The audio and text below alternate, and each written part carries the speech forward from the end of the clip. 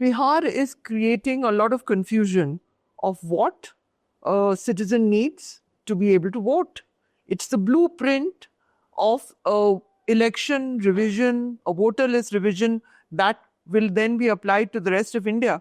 So it's important for us to understand the fine print of what is going on. Aadhaar, which involved biometric testing, is apparently not to be allowed as a test of voting rights. And so there's a lot of confusion. To clarify some of that, for Frontline Conversation, I have pollster Ashish Ranjan, who has been in Bihar for the last 2 months, and he's a founder of the Data Action Lab for Emerging Societies, and he's an excellent pollster, and we've engaged with him earlier on Frontline Conversations. So thank you for talking to us, Ashish. Please explain the charge that Aadhaar, that people who hold Aadhaar are more than the actual population of districts, certain districts. There is this charge bandied about, and it particularly is bandied about with reference to areas where Muslims live. So is that true? Do people have more Aadhaars than the population? Okay, thank you so much. So let's just begin, just a briefly 1-2 line. Just begin with the idea of role division. I mean, in principle, this is the fundamental rights and responsibility of ECI to revise the electoral roll time on time. But the question is, is it a good time to have it when the election is scheduled in after 2 and 3 months? It's a very short thing. And also as you rightly mentioned, the requirement of the documents. The Aadhaar, which is only the second thing after the passport. Passport, Bihar has only around 2%, just little over 2% population. 2% of Bihar people have passports. And how many percent have Aadhaars? So according to the Aadhaar website, UIDA website, it's 86%, around 86 point something percent Aadhaar populations. There are few districts which has the more Aadhaar than the population of 2011 census. Please remember, this is the point. The census, which was last done in 2011, because this government has delayed doing a census, is the basis for population estimates. Am I right? Estimates for projection, not the exact population of today's. So as Aadhaar website claim that there are few districts in Bihar which have more than 100%, including the Patna. No, don't just focus on the Simhanchal. If you will look the Patna, more than 100%. So they're saying that more than the population of Patna is the population of Aadhaar. To put it in for simple people. Exactly. Aadhaar. The 103% of the saturation points, the same the Buxar, the Bhojpur, and there are many more. But the Purnia, Katiyar, Simhanchal has more than 121, 136%. But one thing we need to remember, on what basis this calculation is. So census has been done in 2011, which is 14 years before. And there are no other institutions apart from the Census of India who have the district-wise population. There is no other institution. No one has collected. But there are some institutions like International Institute of Population Science in Volandi, Mumbai. Okay. Then there are United Nations Population Fund. There are few research agencies, let's say, who has been projected the population of India statewide, and some of them, so UNDP projected the population, IIPS also projected some of the district-wise population. It was based on 2011 census. Of course, the statistician makes the problem. And when you compare these two data, the projection of the populations and the Aadhaar thing, then you will certainly see the claim is not as per the data. I can show you some of the data. Yes. So, as per the Aadhaar websites, Purnia has 39.54 lakh Aadhaars. Katiyar has 39.7 lakh Aadhaar. Araria 34.3, and Kishanganj has 21.26 lakhs Aadhaar, which is the more than the 2011 census. Now let's share the You can use your glasses for this. Yeah, that's fine. That's thank you. It's So quite yeah, detailed reading. yeah. And if you, because there is a small wording, so that's why. If you see, I mean, the IIPS projected the population based on 2011 census for 2011, actual, 2026, 2021, 2026. So let's talk about 2021 and 26 because 2025 is the very close to the 26. Let's assume 2026. IIPS is the population International Institute of Population Science. Science, which This is based in Mumbai. Mumbai. Okay. Yeah. And usually they use the census data and do the They do their projection. projections. Okay. And this projection has been done in 2022. So according to them, the 2026 population, as per the IIPSS and both the UN Population Fund. yeah. So it's around 36 lakh population, projected population for Araria. Aadhaar has Araria 34.3, which is less than the projected population. 1 point. The Kishanganj has 22 lakh projected population. Aadhaar has 21.25 lakh. So we can conclude from this data that what you're showing us, your own data analytics shows that the claim that Aadhaar cannot be accepted because people, just anybody and everyone can get an Aadhaar. And it is more than the population of specific places. That is a false claim. That's what you're saying? Exactly. And also, I mean, there are some media agency, I mean, without taking any names, I'd say these districts, this taken because due to the higher population of Muslims. Even though, let's assume the number is correct.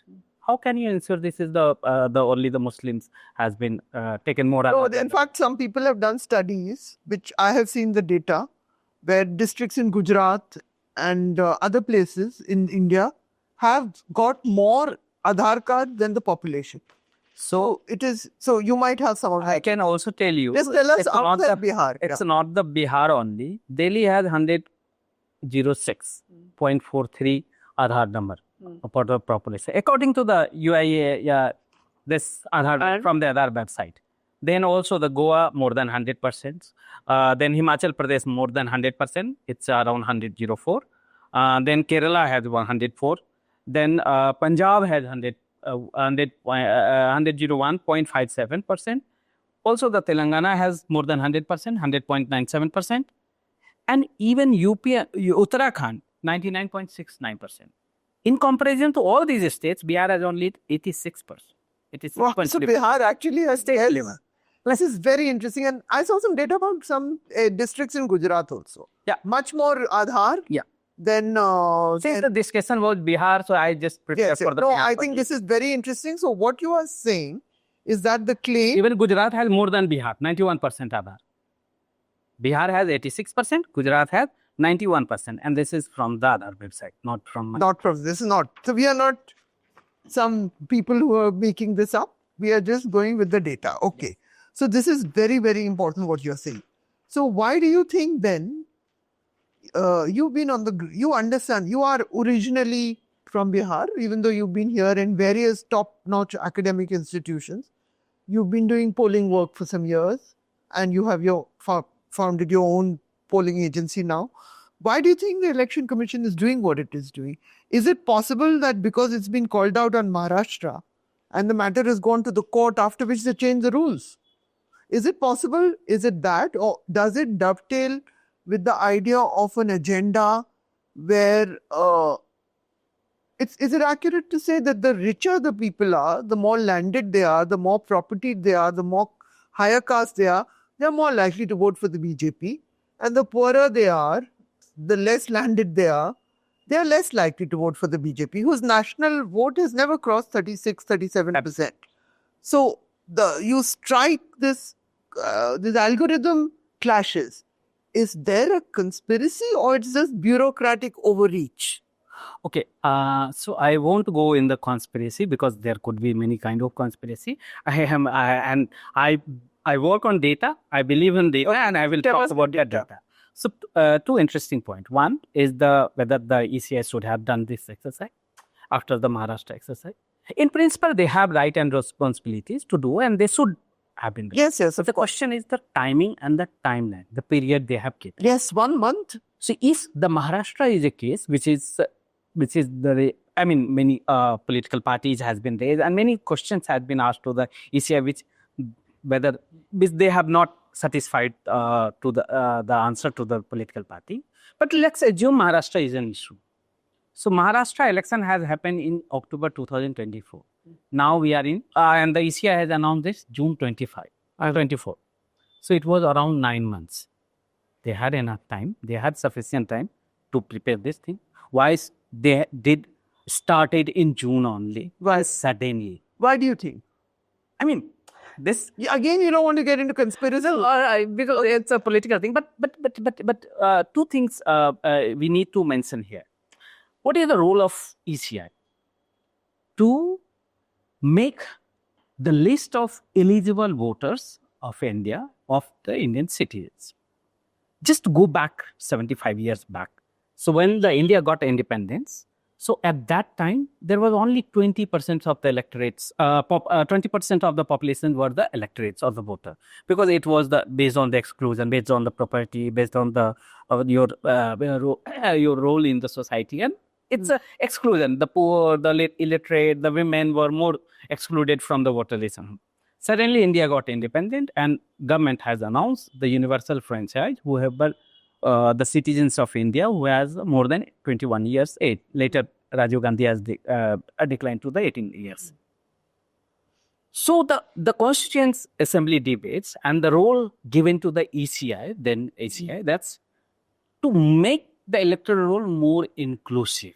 Challenges were to include more and more people, more and more eligible voters. The idea was inclusion, make the citizenship, make the voters inclusion, and that's why the region that's the ECI completed when they before the 1951-52 elections, they have came to the electoral roll, which had 173 million population, around 17 crore, which was the 49% of the total population, unlike the 20% of the pre-independence.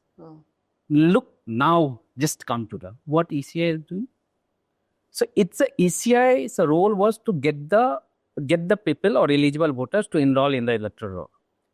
Now ECI is doing what they had to do in the opposite to their direction. They did what the British did. They are excluding basically. They are asking you prove your citizen that you are a voter. I mean, and this is not the right way. I mean, you had 8 to 9 months. And as we said, there are many things. I mean, many people who might have died, who might have migrated. And in a state like Bihar, where the ECI already claim or make some points that's around 150, that means 20% of the population are the migrant. The technical aspects of Bihar are confusing, Ashish, but the other thing about Bihar is it is the only state in the Hindi belt where the BJP has not been able to directly rule. It has needed a via media like Nitish Kumar to manage. By itself, it's not managed that. And Nitish is in decline. There is this question of what he might say. One doesn't like to, when somebody is aging, one doesn't want to be distasteful in anything one says about him. But there is a process of decline. And so how does that is one new factor in Bihar politics. One, Nitish declined. Number two, there is Prashant Kishor, the pollster, the election manager, is now contesting himself and he's created a new party called Jan Swaraj. The third unknown is, of course, who will be able to vote and not be able to vote, which we've already discussed. And then there is Chirag Paswan, now being much more ambitious than he was earlier. So there are 4 unknowns in the Bihar election besides the great unknown of the voter list. So should we just go one by one through them? Let's discuss Nitish Kumar. What is the future? Okay. So before going to the Nitish Kumar's future, 3 things is very unique. One, as you mentioned rightly, that's Bihar is still his state where BJP, despite their dominance in India, they have not been able to Their dominance in the Hindi belt. Exactly. No, but In Hindi, and they have come many of the states where they were in the challenging force, like in Haryana and other, they were in the second force, but they have been able to complete it. But apart from the southern states, the Bihar is the only states where the BJP is still not managed to come there and still don't have courage to go alone. This is the only states where they don't have courage to go alone, despite of the deteriorating health of Nitish Kumar. The second thing, Bihar is, and I'm just making any excuses for the southern states because due to the language and the caste code, Bihar is the unique in another sense that in the last 35 years, there is a no upper caste CM in this. You may say many other states, they have the upper caste, but Bihar is still OBC dominated the states. The third thing uniqueness is happened. The old socialist leader like Ramvilas Paswan ji has already died. Lalu ji is also has not in a good health, and Nitish Kumar we have already, although he is still a CM face for the NDA government. So even the 2025 election will be the last election for all these stalwarts. I don't think after this elections, I mean, maybe few years they might continue in the politics, but it's a difficult for sustain. So all I wanted to say, the new kind of politics will emerge in Bihar in post 2025. One of the thing is already PK has been coming in the force. Now the deteriorating health. So as we already mentioned, that's the BJP does not have courage to go alone despite having a good say. It is also to see there are good chunk of population in Bihar who still feel if the BJP come to the power or BJP rule the state, there would be Agra Pichhada Ladai. So backward. Agra Pichhada, then it would be forward versus backward. Forward versus backward. They still, the people from the backward is not confidence enough. No, but have a BJP CM, full-fledged BJP. No, I still think that the BJP, to give it credit, it has worked very hard, in spite of being an upper caste formation, in spite of being a feudal formation, to have an outreach to other castes. But they need via medias. They need the Dalit vote through a Chirag Paswan. They need the Kurmi vote through a Nitish Kumar. They need the Majhi vote through Jitan Ram Majhi. So the BJP, it wants to be the umbrella organization which is led by they have a Kushwaha now as the state unit president, but apparently he is not a big enough leader to be the chief minister. Yeah. So the BJP, as it always does, it creates monopolies by taking over other smaller parties, single unit parties. That is what it's attempting to do in Bihar. Yeah. But so do you agree that Nitish Kumar is in decline? So I agree that Nitish Kumar is declining due to two forces. One is, of course, the health. The second thing, the SIR initiative could harm Nitish Kumar's voter more than any party else. And why I'm saying? Who is the core voter of Nitish Kumar? The women. We all know that the women more votes support to the Nitish Kumar. No, I don't understand how you can say it will harm Nitish more than others. It will harm RJD, it will harm the ML, Malay, it will harm anyone with poor voters. Of course, there is a rationality when we calculate. You see, within the NDA. Exactly. Yeah, so within the NDA and also the overall. So RJD has a plus point of MY equation, which is around 32% population. So they are in a very good say. Within the NDA, the Nitish Kumar's core voter is EBC and women. Women, the SIR initiative will eliminate more women voters than the male. And the reason is, one is the intra-states migration due to their marriage and other things. They have difficulties to find their parents' birth certificate and other residential proof. And also they are more economically poor than the other category. The second thing, EBC has been traditionally a lower income group, mostly, and also EBC, the Dalits. Let's to explain to viewers that Nitish Kumar created categories. He was very adroit at that, called the extremely backward castes, referred to as EBC. He also created a category called Mahadalit, and we must credit that it was Nitish Kumar who called for a caste census in Bihar. Just for viewers who are not familiar with all these categories. Yes. So carry on. Yeah, I mean, Nitish came to the power in 2005, and then 2006 and 2007. Two important things he did, apart from the other development initiatives. He created the Mahadalit Commission and excluded, make the EBC. It was not the new phenomenon. Karpuri Thakur also with the NDAC. But yeah, I mean, He put that into Schedule 1, Schedule 2 of reservation. Yeah. But the major thing he did, he initiated the reservations for the EBC and the women in the Panchayati Raj election, your local body election, which has empowered the EBC, and they are more now come to the political arena than the FDA. And that's the core initiative of the Nitish Kumar. That's the core support base for the Nitish Kumar, apart from their own community, Kurmis and the Kushbahar. The second thing, I mean, the Nitish Kumar is declining. He is in power for the last 20 years. And his health is not in a position today. Of course, the NDA has difficulty to announce. I mean, as you rightly pointed out earlier, that there are many problems of the BJP. All the problem, the answer lies in they have not been able to cultivate a state-level leadership in the Bihar. And that's the problem they are facing. Like, let it be. Bihar is one of the states which has been seeing the personality cult. It's not that Narendra Modi that came in 2014 as a personality cult at the national level. The regional parties has been based on the personality cult, and Bihar first of 15 years for the Lalu Yadav, and then now the Nitish Kumar. So they are still looking for a. I just want to add one thing for the understanding that the last single party government in Bihar was chosen in 1995 under Lalu Prasad Yadav. Yes. Nitish Kumar has never been able to win power. Lalu Prasad Yadav was the last person to win a simple majority. Yes. And Nitish Kumar has never, he's a perfect coalition figure. Just that.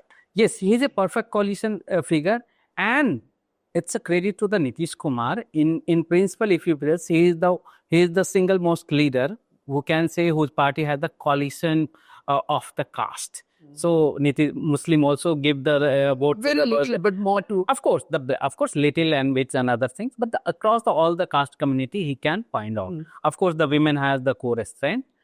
And the second thing, Detroiting, is the dire state of employment and other the economic decline of the Bihar. Of course, we all know that there are lots of migrant population who is for the education and employment opportunity. And although in the last 5 years, although Tejaswi also claimed the same thing, and Nitish also claimed that they have provided more than sufficient number of government jobs, more than 5 lakhs they promised. And if you go to the Bihar and will see the poster of the Nitish Kumar, the claim will make it around 9 lakh jobs they have been given in the last 5 years. The same Nitish Kumar who was saying in 2020, that's where this number will come. And so, I think recently, 2 days back, with the Prime Minister also visited to the Motihari, and Nitish Kumar was also there. There was a plan that we will generate around 1 crore employment opportunities. Yes. Let's see, I mean, how it's. So I think one of the things to clarify for an audience in South Bihar, where I've done a lot of travel, is that Bihar does not have, even Uttar Pradesh does not have those urban hubs. It's a highly rural state. There is a crisis in agriculture, and that is why Bihar, it was also, its nature of feudalism was more brutal than what was in Uttar Pradesh. It came under the permanent settlement of the British. It had these big zamindaris. So Bihar has a different history. People often equate it too frequently with UP. It is different. The percentage of upper caste is also less than in Uttar Pradesh. Yes. It has been a very dynamic, and there is no, so jobs, that's why Bihar has so many migrants out. And that is why that's important. And since 1995, which was a Mandal election, which Lalu won, Lalu was the last person to hold a simple majority. And Nitish has never held a simple majority. So Bihar has had only coalitions. But even today, RJD, the party founded by Lalu Yadav, is the single largest party. And then, so you have this center which is not being able to fill up. And now you have Prashant Kishor. Can you tell me what are his chances? Okay, so just to add one more point, the Bihar has only 12% urban population in according to 2011 census. Only 12. 11. Yeah, Is that the lowest in India? almost lower among the biggest. UP is much higher. Much high. That's what I keep telling of people. course. They say UP, Bihar. I say, no, I'm from UP and I've traveled in there. It's Look at not the UP, Lucknow, Kanpur, all the mega cities. Bihar, this Banaras, and it has a lot of handloom, handicraft clusters. Yeah. Uttar Pradesh has. the source of money is very less in Yeah. Bihar internally than the any other. So there's only there's agriculture, rural, so that's why land is in and the issue. service sector. And that's why reservation is even bigger than elsewhere, because the only assured employment you can get is if you get a sarkari job. And that's You the know, context. and like some of us who went to college, and everybody from Bihar wanted to sit for the civil services exam. You know, so because they don't think of going into the corporate sector because it does not exist in their home state. Exactly, they haven't. So yeah. So the two important points. One, of course, the RJD has a good chunk of votes here. They are in a dominant position. They are in a they had 23% votes in. Can they ever reach? The problem that's the unless they add on some of the EBC voters or some of the scheduled caste voter, I don't think upper caste will come to the RJD. Yeah. It's a very rare in the BJP dominance era. It's the EBC, basically the lower ABC. And why I'm saying lower ABC? It's also these are the populations, like for example, take it the Nonia, take it the Tatma Tati, take it the Bind Belda. They are still lacking of representation. Bihar is the one state where people are looking for the representation. Who is going to represent me? Yeah. Who is going to represent our community? Absolutely. And there are the lower ABC which has nothing. So recently when I was in Bihar in April, it was I think 13th of April, there was a Pan Sammelan. So on 11th of April, What is a Pan Milan? Pan Sammelan. Pan is a community which has come to the Pan Swasi. And Tatma Tati, which is the Bunkar It's an community. EBC. Bunkar, I know. EBC.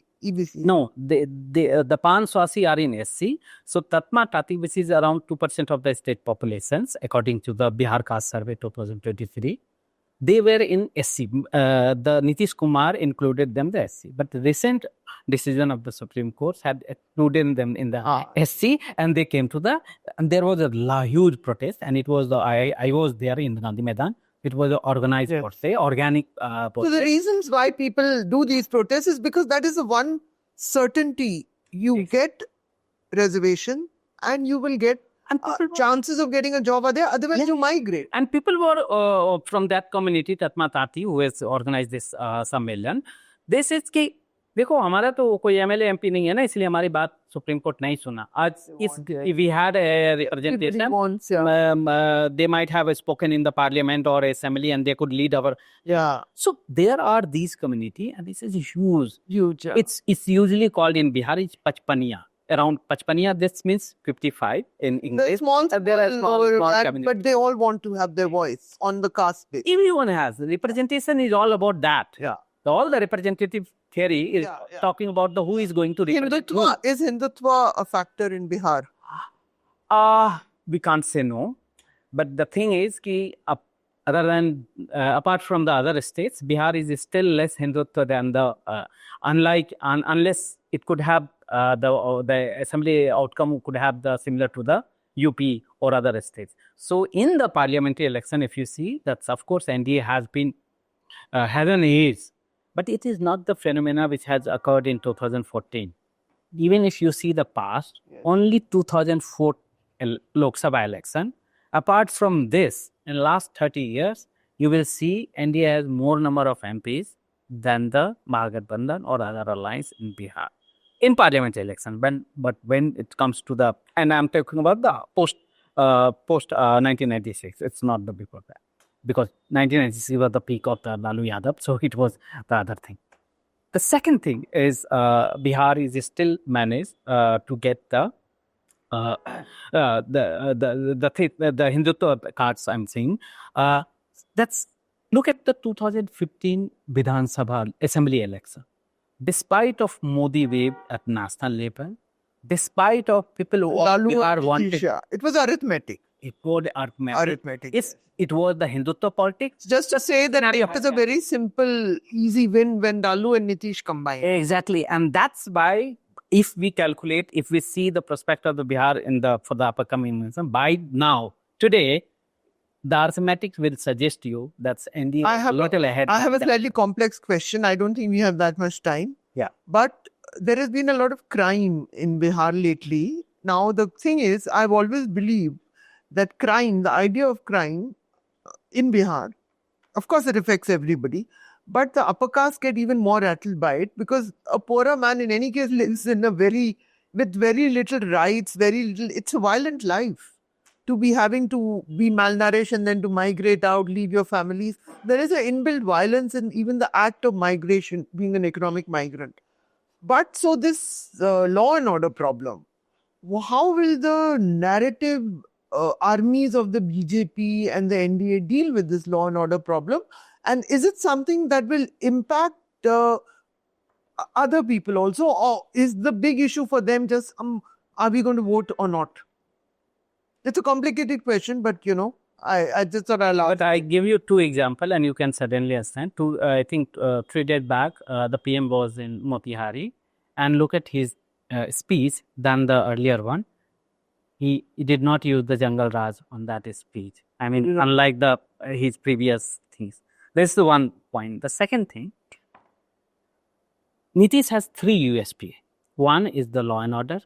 The second was the infrastructure development like the roads, poles, overways and other things. And third, he literally empowered the women from the schools to the job. The credit should go to him. But law and order, which is the huge USP of the Nitish Kumar. Shasan Babu is in question right now. Okay. So just one, Prashant Kishor. Not much time left. What are the chances? I have a theory. Let me put it to you, since I'm talking a lot. Yeah. Is that in Bihar is a giant panchayat. Let's see it as a very rural, not an urbanized state. Every seat will have one influential caste leader, depending on the caste. It'll have one Dabang leader, and it'll have 1/3 rich, thoda sa property owning guy. 3 guys. One will get the ticket from the BJP NDA. One will get a ticket from the RJD. Prashant has enough resources to pick the 3rd influential guy and give him a ticket. So in that sense, could he be giving tickets to winnable candidates but not being able to have a grassroots party himself? Is there something there? Of course, I agree with your last point that he could give the rich candidates also. But see, the answer of this question is in 3 points. One, Bihar is still a state where around 20% of the votes are still non-dominant force. So Mahagathbandhan and NDA still managed to get 75 to 80% votes. So there are around more than 20% votes which is left behind the NDA and Mahagathbandhan. So there are more possibilities that who will catch this. The second thing, since I am a political science student and I believe that leaders or people should be on the roads than in AC chambers and discussing the politics, than doing the politics. So this, I appreciate Prashant Kishor's initiative that he has been taking the initiative, touring the states, going to the here and there, and he's trying to get their best chance for this election. Having said that, now come to the number. In states, and not only the Bihar, if you see all the states, the competitive level of the votes, the winning threshold is 40%. Take all the exams. So in the last year, it happened, since you talk about the 1995 election, it was just 29% votes that the Janata Dal got, and they got the full majority. Also, now, these days, it's not possible. It still need 40%. Last time, it was 37% vote share to both NDA and NSA, and the victory margin was very less, just 12,500 votes. And of course, the NDA got more than 12 more seats than the other. So all I want to say, so 20% votes is still remaining, which they are looking for the different thing. But it will be on candidates. Yes, that's the point I'm saying. That's So that's what I'm saying. When an election hits the ground, it has to be the influential three guys Exactly. in every seat. Yeah. So unless Prashant Kishor could harm NDA and Mahagathbandhan significantly, not minorly, I'm saying. Because you need, even if you contest, if you take that the scenario where the election got triangular, still need more than 30% votes. Where Prashant Kishor will get to manage. I think it's a very interesting. 1%. The second question, I agree that Prashant Kishor could harm some of the seats to the NDA and Mahagathbandhan.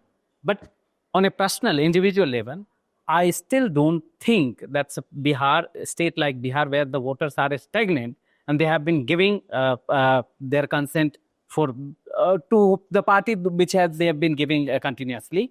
It's still, unlike the Delhi, it's still very tough task to the Prashant Kishor, where they will get votes in double digit. You mean because you're talking about Aam Aadmi Party breaking through in politics? Prashant Kishor would like to try that, but he's trying it in a rural landscape. This happened in an urban landscape. But so Prashant Kishor, you are not sure about that. He is one of the best political minds. I have in the past had conversations with him. Very, very good understanding of the mechanics of politics. No doubt about that. True. No doubt. And so it's interesting. The other thing is, one must ask, there are so many struggles that have not been realized in Bihar. Nothing. I mean, there's no real levels of nourishment are poor, people are migrating, there are no jobs. And so it's just indices are poor. And there's no public health system, schools are in a shambles. Where you have been traveling there for the last 2 months. What do people expect from an election beyond that we should vote and hopefully the person we vote for wins? What do they want? That's a very interesting point. Yeah. That's a Bihar. I mean, Bihar is a state. There is still people. I mean, there is not much demand from the people. Yeah. That's we need this, we need this, we need this. They are still, might be due to the geographical region, because they have been facing the floods, droughts each and every year. They are poor because the land holding capacity is very less. So they might have been struggling themselves. So they still not things that they have. There is a things that the state had a responsibility to give us sufficient material to them, to provide them. So I think politically they are very much charged, but still they are not very much, influence or they're demanding to their. I think people are just, so much of human energy in Bihar goes into just surviving. Exactly. So you need that extra thing to, if you're, And that's why they are more focused on the representation, the caste representation or the community representation. Yeah. Because they think that's through which they can appear, they can they raise their voice to their representative. That's the minimal thing they are asking. But one thing I just want, you mentioned the point, and without having any biasness or something in it, I mean, in my group, but take it the example of Professor Yogendra Yadav. He is the one of the, finest or topmost psychologists, political scientists in India who understand the elections are far better than anyone else. What happened in 2014 Lok Sabha election? He contested from the Gurgaon. How much he got the votes?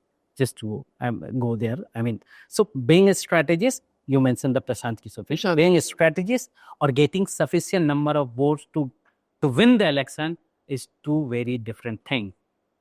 Comparing Delhi and Bihar is I agree. Very difficult. Very difficult. Prashant has potential. Prashant Kishor has potential, and there might be chance that's post 2025 might have, because the Nitish, the one uniqueness of this all the Bihar election in 2025 is the election will be focused on and only on Nitish Kumar.